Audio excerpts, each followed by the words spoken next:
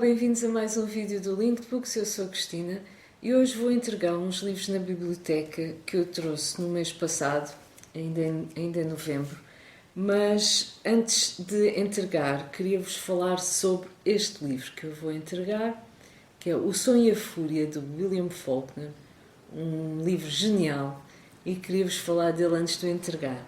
Vou também entregar Fundação e Império, de Isaac Asimov, que eu trouxe porque estava na minha lista de livros para ler e queria lê-lo para o Sci-Fi, para o desafio do Daily Maiasis, da Sofia, do The Daily Maiasis, e só que descobri, depois dele estar cá em casa, que é o segundo livro de uma série.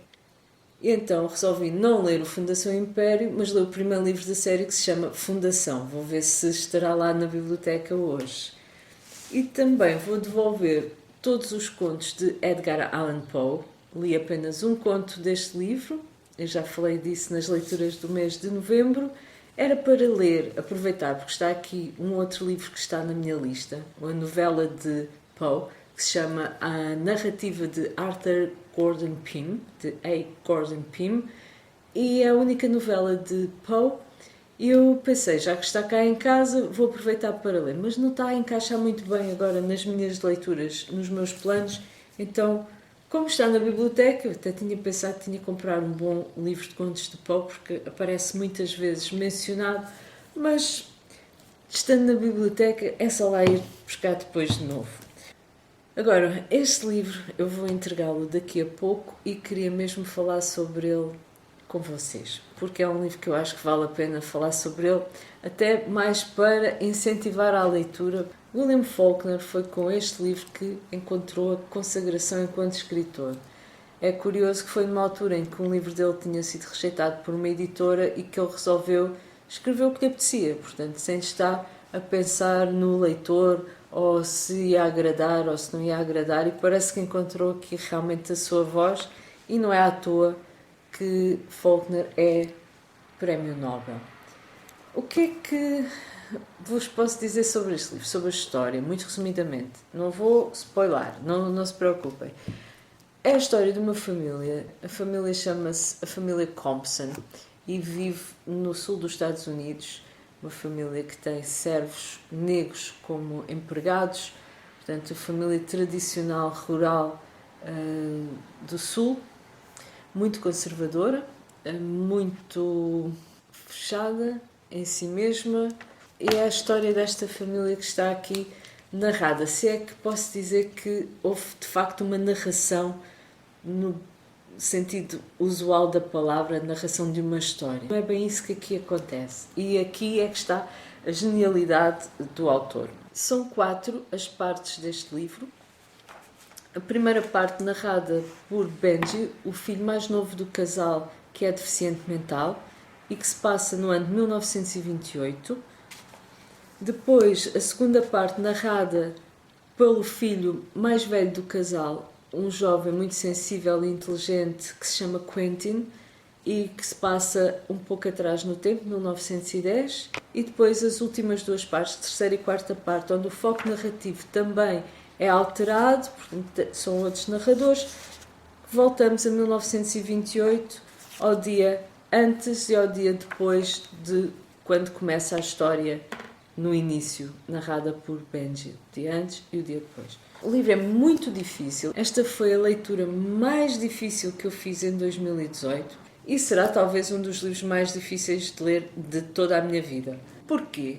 Não é só pela forma como está escrito, mas pelo sentimento que causou em mim, que mesmo sem estar a perceber o que estava a acontecer, causa um desconforto tremendo. O próprio desconforto do processo de leitura, que está narrado de uma forma, nos primeiros 2 capítulos, que não é a forma usual. Eu já vos vou falar um pouco sobre isso. Não é a forma usual e cognitivamente o meu cérebro não está preparado para receber a informação daquela forma, o que causou desconforto.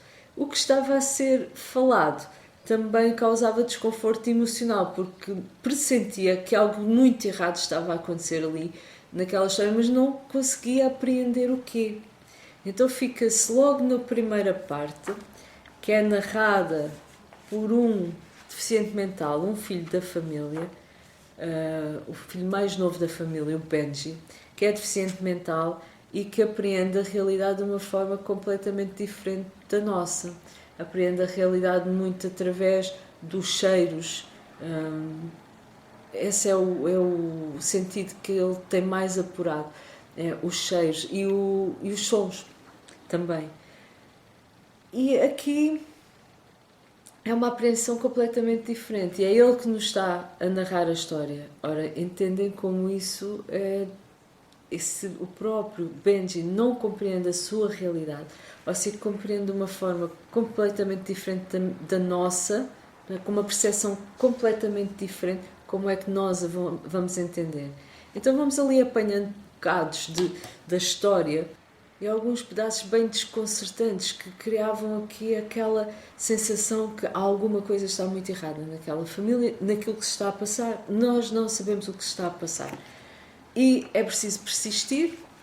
O Faulkner utiliza na primeira e na segunda parte uma técnica literária que se chama fluxo da consciência.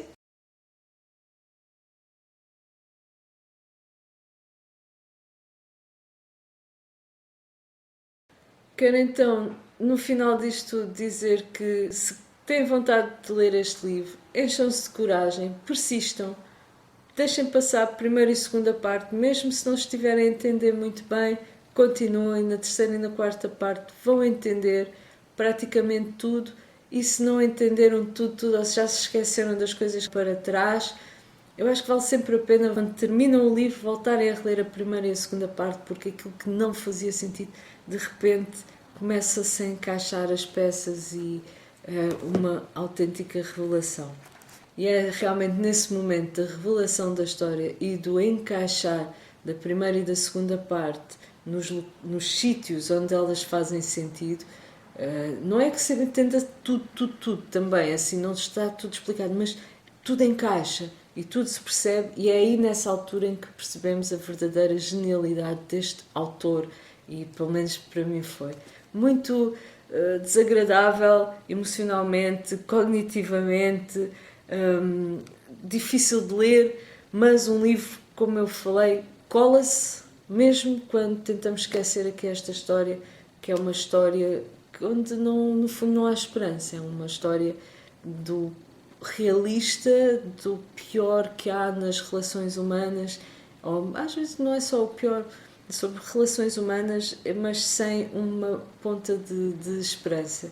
E não é uma história que eu gosto de recordar porque é desagradável, mas o livro colou-se. É daqueles livros. E ficamos a pensar nele. Aconselho, obrigado ao Clube dos Clássicos Vivos por ter considerado este livro na sua votação destes passados 2 meses, novembro e dezembro. Já estava na minha lista para ler, mas assim foi um empurrãozinho muito bom, e ter ali mais pessoas também que estavam a passar pelo mesmo também foi muito positivo. Quero também dizer que gostei muito desta edição que trouxe da biblioteca. É uma edição das publicações Dom Quixote e tem uma introdução de António Lobo Antunes que eu só li já a meio, quando ia a meio do livro, quando achei que precisava aqui de alguma ajuda. Fiquem bem, até ao próximo vídeo e boas leituras!